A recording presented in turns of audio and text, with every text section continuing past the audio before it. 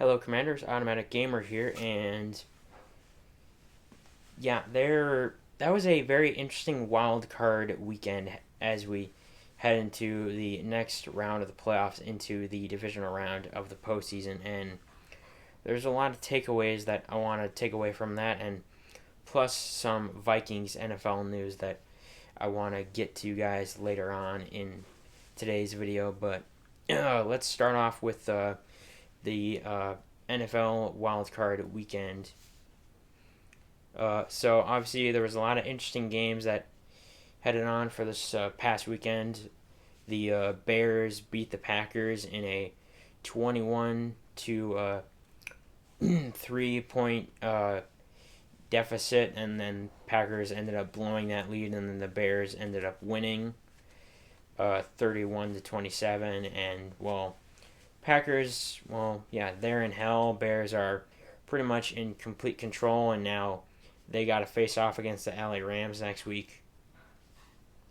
Rams beat the Panthers, of course, and now, Rams got a tough task going up against Chicago Bears next week, so that'll be interesting to figure that out. And, Panthers, they've had pretty good season, even though they ended up with a losing record. And, Bills upset the Jaguars, winning that game. Trevor Lawrence could have won that game, but he ended up threw a costly interception, and that was that for the Jaguars. Even though I still think they can be a good team with Trevor Lawrence, Travis Etienne, and their head coach that they have. I think they still can be very good, even heading into next year for this offseason. Texans, of course, beat the Steelers. And speaking of the Steelers, actually, I'll get to the Steelers in a second, more on them. The Texans, dominant defense, of course. CJ Stroud, 7, 8 turnovers in that game. Few costly fumbles and couple interceptions from CJ Stroud. He didn't necessarily have the best game in his role in this year, but if we can clean up a few things for next week against the New England Patriots, that'll just be really good. But the offense definitely good, but definitely some hiccups and woes. CJ Stroud with those turnovers is the only thing that concerns me, I think, but that defense is still top tier and that good. And Pittsburgh Steelers, they did not look good at all. The offense was bad. Aaron Rodgers played bad. He couldn't do anything at all against their defense. Their defense was not great for the Pittsburgh Steelers. Aaron Rodgers, I think, is definitely washed, especially when he threw that game-sealing pick six, which allowed the Texans to score another touchdown, winning the game 30-6. And for the Pittsburgh Steelers, they just got rid of Mike Tomlin as head coach, so bye winning record. And also, they're not the only one to fire their head coach in the NFC North. Ravens got rid of John Harbaugh. Browns got rid of the Browns got rid of their head coach, and Kevin Stefanski, and Bengals still have their head coach, Zach Taylor. So, it's interesting because all the NFC North coaches except Zach Taylor is gone, and now they are potentially interested of trying to get Brian Flores from the Minnesota Vikings. So that's interesting because the three teams that want Brian Flores now is the Ravens, the Steelers, and I think the Raiders. Even though I still think, for me, I think 20 or 25% chance Brian Flores does stay right now. I could be wrong. I pray he stays because I do think the Wilfs will be able to give him the money and make him the highest paid defensive coordinator for next season for the Minnesota Vikings. So that'll be really good. And also,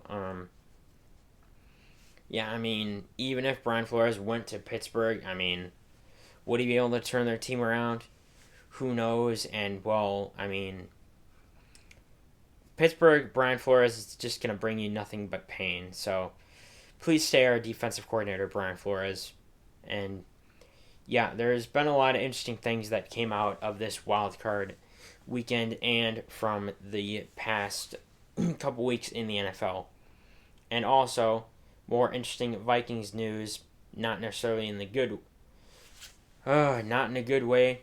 Jordan Addison, arrested again, third year in a row. I mean, come on, dude. Why would you do that, man? Like, arrested, first degree misdemeanor trespassing at like past 3 a.m. at a casino in Tampa Bay. They want you to leave. You didn't leave, and then things just escalated from there. I heard about when I recently just heard about it or looked it up.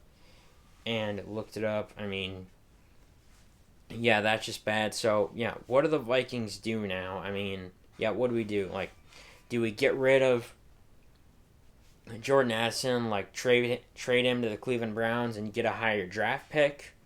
Or like, yeah, do we keep him? Or like, yeah, like I said, trade him and promote Jalen Naylor? Or like, yeah, I don't know. I mean, because obviously if we trade him to someone like the Cleveland Browns and then got a higher draft pick, we could get maybe one of the guys that we're hoping to scout out in the next season for the year. But I mean, who knows? Because, well, yeah, but it could also, yeah, I mean, again, save us some cap space. So that'd be interesting to know, even if we're going to spend in free agency. Am I certain we are? No, I'm not certain because of how much money we have and how much money we are in cap in total for how much money this roster actually is for the Wilfs and everyone else. But yeah, I mean, it's yeah, definitely interesting developments between each team and how everything has been gone for the past team that are in the off season right now and also that are still in the postseason because there's been a lot of interesting developments.